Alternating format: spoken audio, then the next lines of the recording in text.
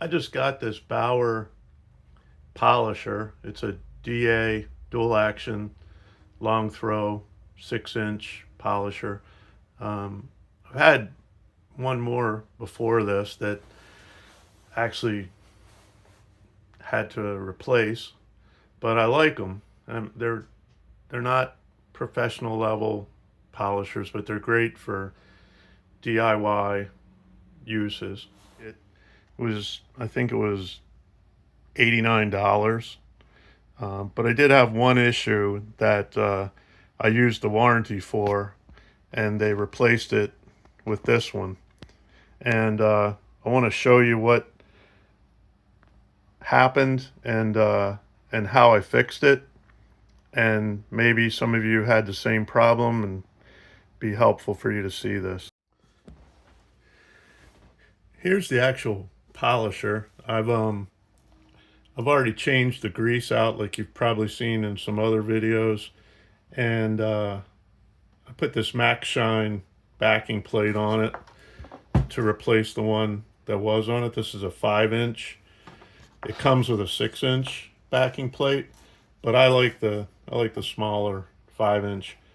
But the issue that I've had with it is you can see there's this control wheel on the back that you use to change the speeds. And it works fine, but what happened on the old polisher was that the vibration would cause this wheel to move up, and it would start to speed up even though you didn't want it to. And I even had one situation where it sped up so quickly it actually threw the pad off of the polisher. So that obviously isn't any good. I've seen other polishers where this wheel clicks, and I actually like that better. But overall, I think this is a good polisher, and I'm happy with it. So I was wondering if there was a way I could fix it, and I did figure something out, and that's what I want to sort of show you. If you take the screws out, which I've already done, you can take this back section apart. It's a little tricky. And you can see the wheel in here. It just pulls out. And you can see that there's nothing around the outside that creates any kind of tension. It just gets clamped into the handle, and this little section right here kind of clamps down on it and holds the wheel in place. But I think what happens over time is it just loosens up, and then that allows the vibrations to cause the wheel to go faster. So I thought about a lot of different stuff, and I tried some different things. I actually tried to replace the switch with one that clicks, but Harbor Freight doesn't sell a replacement switch.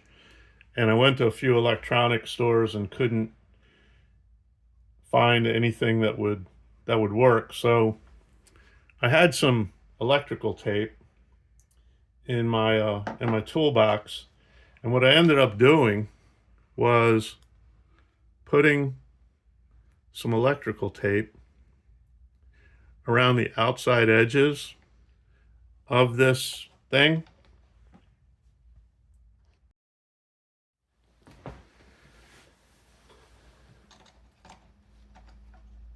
And then after I'd put it on here, I took an X-Acto knife and I just trimmed it out.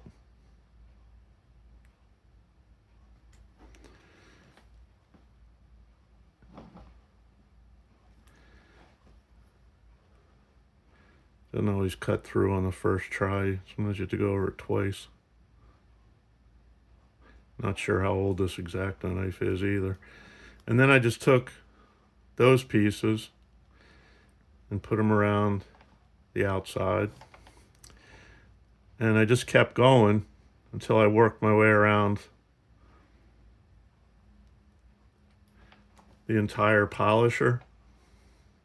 And I let them overlap a little bit on the ends. lost hold of that one. And you want to be careful that you don't get anything pinched in this little circular, raised circular piece, because that's what gets clamped into the body of the handle, and you don't want anything interfering with that. And you want to kind of rub these down kind of tight, so they don't come loose. And what this does is when you put it back into the handle, it just creates a little bit more friction and keeps it from working loose. I did this on one of my others, and it worked out pretty well. That's how I know it works.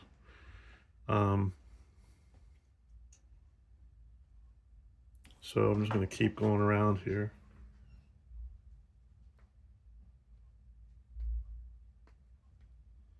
Another piece of tape here.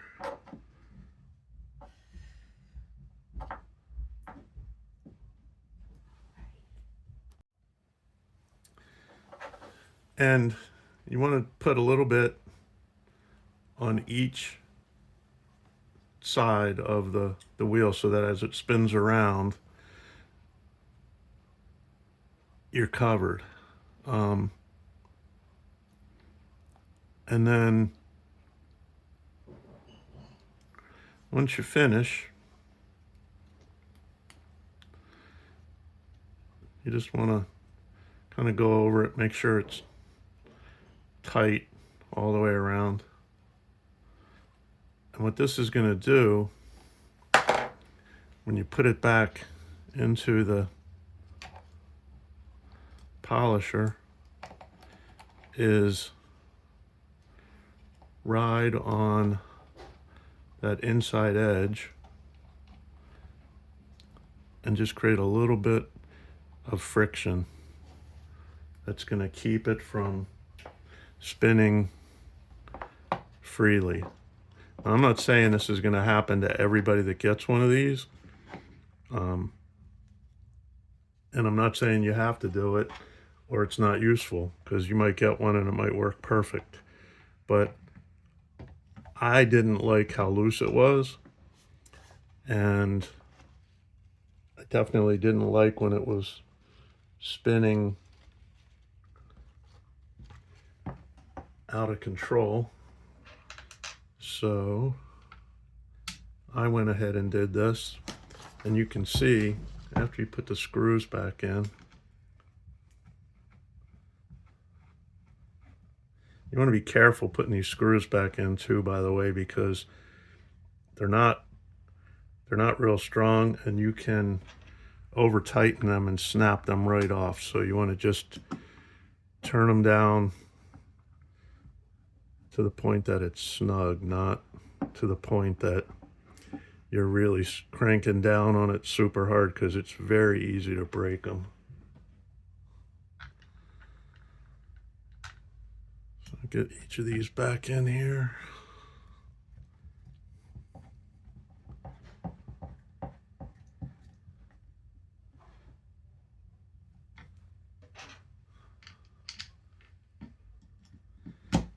But I've used this polisher now for a couple of years, and I've been really happy with it. I've done my truck, I've done our camper a couple of times.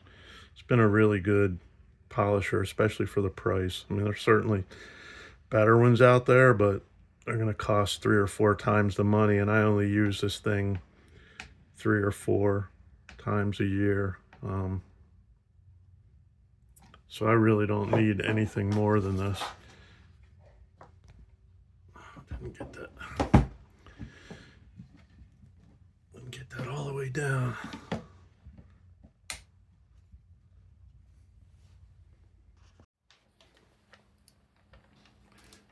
So after you get all 3 of the screw, well, sorry, all 4 of the screws back into the handle, you want to be really careful again not to over tighten them, but you can try the the knob now, and you'll see that it's got just a little more resistance. It still spins just fine, but it's got just a little bit of resistance, and it'll hold it in place. So if you're having a problem on whether it's this polisher or another one, you might want to try that. See if it helps you. So, hope this was useful. If it was, and you want to like or subscribe, that'd be great. But have a great day, and we'll see you later.